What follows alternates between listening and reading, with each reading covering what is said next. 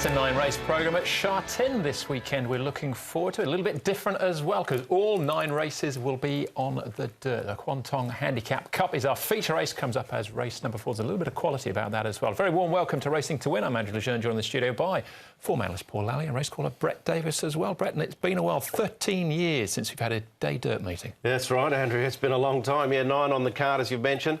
We don't have to worry about the rail position. The rail is always in the same position on the all-weather. And no doubt it'll be an interesting afternoon of racing. There'll be very competitive races throughout the day and hopefully a bit of value to go with it. All right, I'm talking of value. Well, it's not really value, is it? But jackpots. Paul, there's a bit of money being spread around. There is, actually. We've got a triple trio, $1.2 million win bonus going to that. We've also got 1.9 in the 6-up win bonus. So there are 2 good jackpots here. And also in the odd numbers, races 3, 5, 7 and 9, we're seeding the pools for the quartet and the first 4 jackpots as well. So that's 800,000 going into each one of those. So you haven't tried one of those bets before in Hong Kong? That's definitely one to try. Just remember too, Andrew, with the exotic bets, 9-race card starts the formula from the Valley. So the triple trio commences on 5 and the 6-up on 4. All right, and just a bit of backstory as well about the reason we haven't won for 13 years, because with the advent of the day meeting at Happy Valley, that has taken the place of this dirt meeting. And the reason they were used to use it was for seeding the track and getting the winter grass in as well. Yeah, so the meeting on Wednesday night will be at the Valley. Yeah, so thanks to Paco Ip and Stephen Higgins for giving us the details on all of that. But it will be the 9 races on the all-weather on Sunday. The horse is not going round, though. Well, Never Better is out of the opening contest, Class 5 of the 1200 metres, not replaced there. So we're down to a field of 11 in race number 1. And in race number 3, Let's Come Back, who raced midweek at Happy Valley, replaced by stablemates Irish Vega. Let's Come Back pulled up lame, but Irish Vega runs and Berta Rispoli just makes the switch across there. The Creative is out of race number 5. Cool Celeb takes his place, who's first up, one at the back end of last season. And Keith Young will jump on board to race 5, number 6.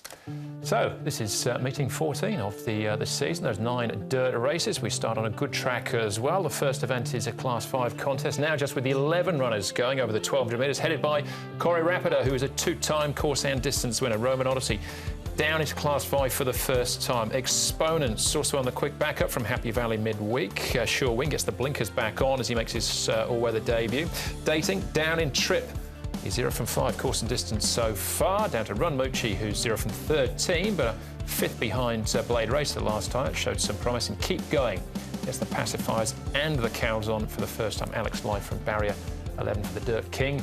Me Choi, Exponents, Charity Dream, Fire and Gold and Keep Going are the horses that have been up at Chung Fa over the last 30 days. Pace of the race down as good to slow, with Corey Rapido potentially finding the front from gate 5 for Chad Schofield. Charity Dream was forward in a recent trial at Happy Valley. Roman Odyssey's a front-running type. Run Moochie's been forward in the past, and so has Rochford. So there is potentially more pace than foreseeable in that map, but it is labelled as good to slow. Here is one of the alternative leaders in the race, Roman Odyssey. You can see he goes nicely. He did come here on a rating of 70. He's now down to a rating of 37. He drops down here into Class 5. And Zach Purton aboard, so a couple of positives there. He goes nicely enough here in the morning. Does Roman Odyssey.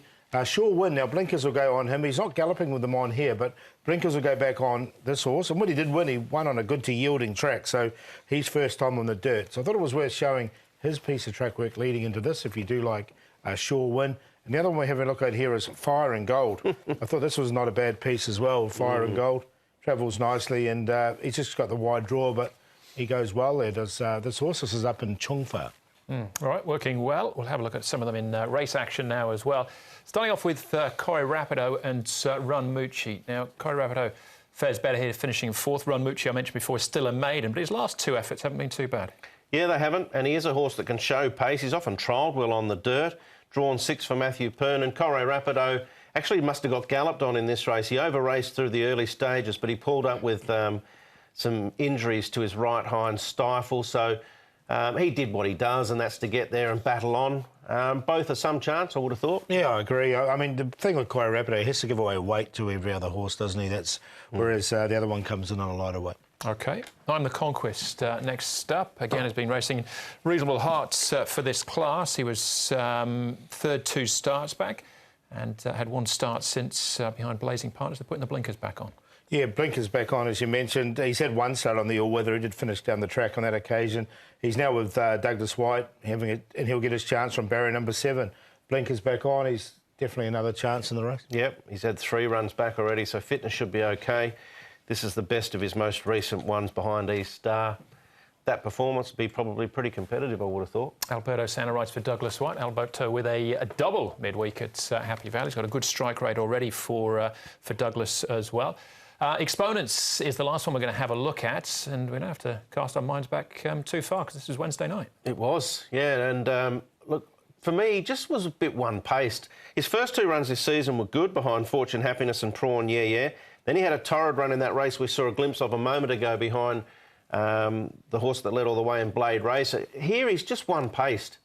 Hard-ridden too. I didn't like that. I know Joe's jumping on, but I'm going to let him go. I've got him. The reason being that I like him is because he's up to 1,200, and he did well on a really quick backup, one of his wins. It was like a 4 or 5 day backup. So that was his first run for a while. He'd been up in Chungfa, so hopefully he'll come on for it, and that's the reason. Yeah, yeah, all valid points. I've kept himself in a minor line. I'm the Conquest favourite, though, Paul. Yeah, I didn't put him in. I put Exponents in on top just for the reasons I've said. Rochford runs pretty good races. Roman Odyssey, he's really well rated now, and look, he's still a 25 class maiden or 25 run maiden.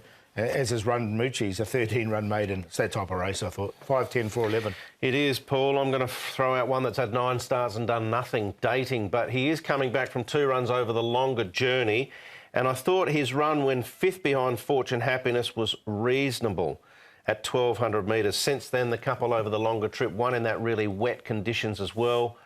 It's a shy at the stumps at a bit of value. He's 8.2. His last few, he's been well over 40 to 1 on both, so maybe there's a little sign there to suggest there's a bit of confidence. But each way, number 8. From 3 on the Conquest, 1, Corre Rapido and 11 Run Mooch. And I'm happy to box those 4 in a QQP and keep my fingers crossed. All right, I'll go with Corre Rapido here. Big weight, yes, but he's looked pretty good when he's won his races. Interesting point you mentioned there, Brett, about the track conditions when he ran last time on that wet slope. So we've got a few coming out of that meeting.